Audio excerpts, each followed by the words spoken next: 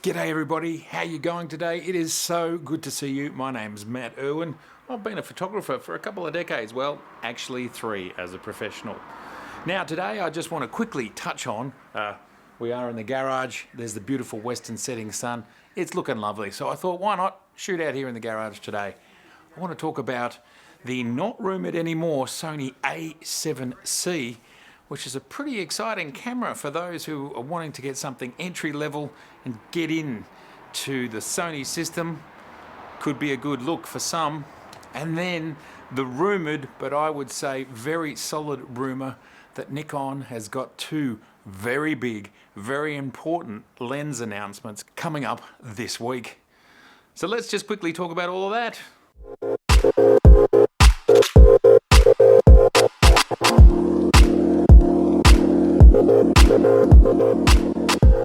Okay, so firstly, let's start with the Sony A7C.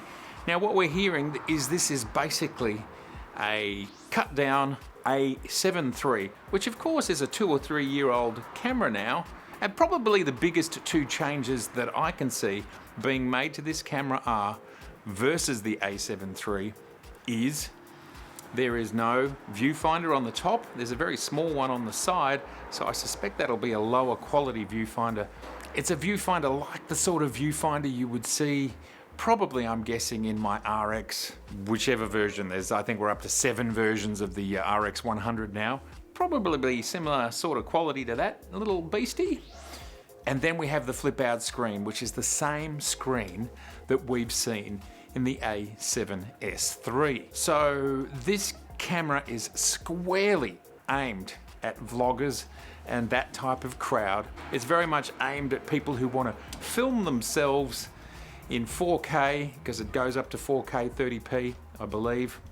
And it's a 24 megapixel sensor, so you'll be able to take great photos. It's really a camera created for content creators. Now, this is fantastic. If you're in the E-mount or you want to be in the E-mount, I reckon this is going to be a super affordable entry-level camera that's going to give you Sony's 35mm sensor in a very affordable package.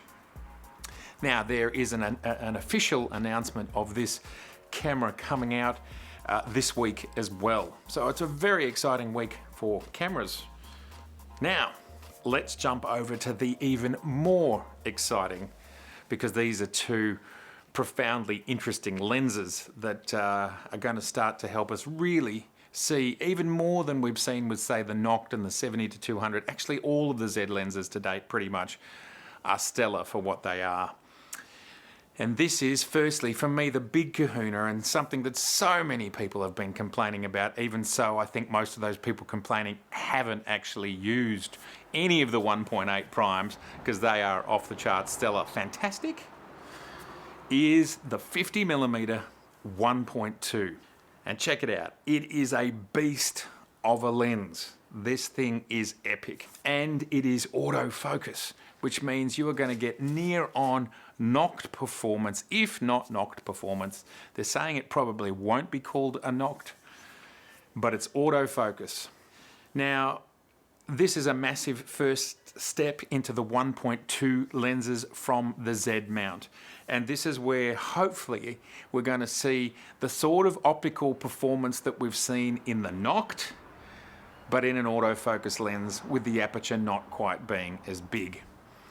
I think this is a really important lens, just as important as getting all of the Trinity lenses out, because this really stops the naysayers, stops them in their tracks, and stops them worrying about why is Nikon not doing this. Nikon made a choice because they released mid-leveling cameras with the Z6 and Z7. They weren't pro bodies, they were mid-level bodies. They did this same with their lens choices, full well knowing the pros would take a little while to come on over.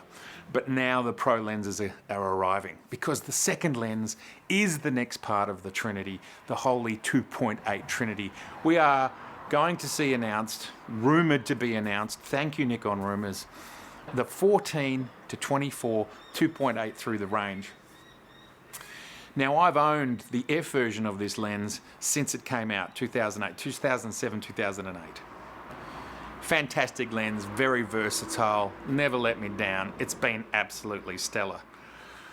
It's 12 years later, and I suspect we are going to see an even higher performing lens out of the 14 to 24 2.8. Now, of course, Sony have just released what is supposed to be, and from all reviews I've seen and heard about, it is a stellar lens, the 12 to 24. So they squeezed an extra 2mm out of their lens. One of the biggest differences and one of my biggest concerns with the original 14 to 24 from Nikon way back in 2007/8 was it has a very bulbous front. Now that bulbous front means it's unprotected, it's more difficult to put filters on, and just generally it's kind of harder to use. What Nikon have done with their new version is it can take filters. That's what the rumors say. It's able to take screw-in filters. So this is very exciting, and I think it makes this lens just a better lens to be able to use on the fly, not having to worry too much about all of the external filter palaver that you have to do if you've got to have an on-the-lens external mounting kit as opposed to a screw mounting kit. So I think this is very exciting. The Z version is supposed to be a little bit smaller and a little bit lighter than the F version, so that's a bonus as well. So it's really, really exciting to have, we will have the Trinity. It will be complete.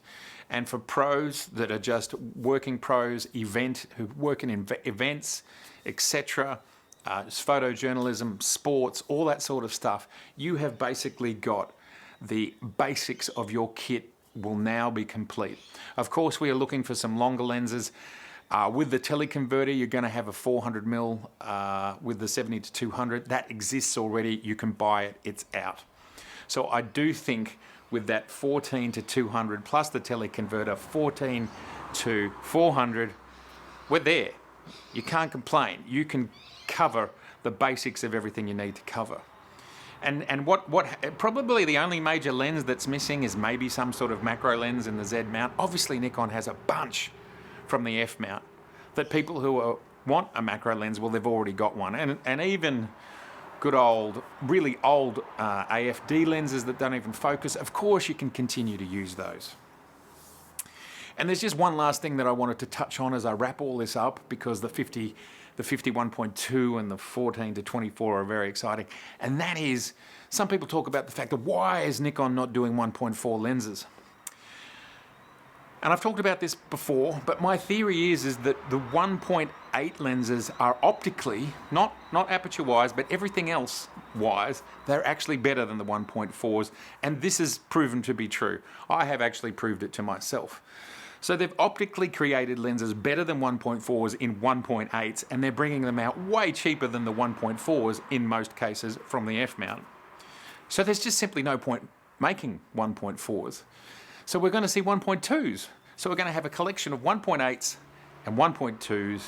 We've got the 50 1.2 about to be announced. We're going to see the 50, we're going to see the 85 1.2 probably next, and then who knows where they will go from there. We can probably take some lead from what Canon have done, because we've seen the 1.2 lenses that they have created for the RF mount. It's exciting times. And 2021 is certainly going to see some of those lenses which are outside of the middle, outside of what everybody wants, the more specialty lenses, they're going to start to appear. Some lenses I would love to see appear sooner rather than later, for example, are the pancake lenses, so that you can literally have a Z6 or a Z7 in your pocket and just out you go, and you've got a very small unit to photograph with. And I know lots of people are looking for those longer lenses, so whether it's a 200 to 600 or something along those lines, people are very keen to see those ASAP. All right, everybody, I'd love to know, what's the next lens that you want to see? What is it? What are you excited about? The sun's gone down, isn't that cool? I love the way the lights changed. What are you excited about? Please let me know. Would it be the 50? Would it be the 14 to 24? Would it be the pancakes? Maybe you're interested in an Sony A7C. Let us know. All right, it's been so lovely to see you. If this is your first time here, please subscribe. Please share, please like, and I'll see you very soon. All righty, bye for now.